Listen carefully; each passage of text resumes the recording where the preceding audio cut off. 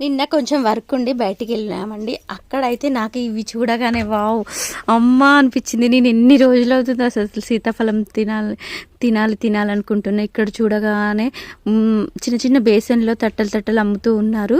తక్కువ రేట్ అండి, 180 రూపీసే. 80 రూపీస్కి ఇస్తా అంటే నేను మా హస్బెండ్ అయితే పండు అక్కడ ఏర్పెట్టాడు. నాకైతే చాలా ఇష్టం.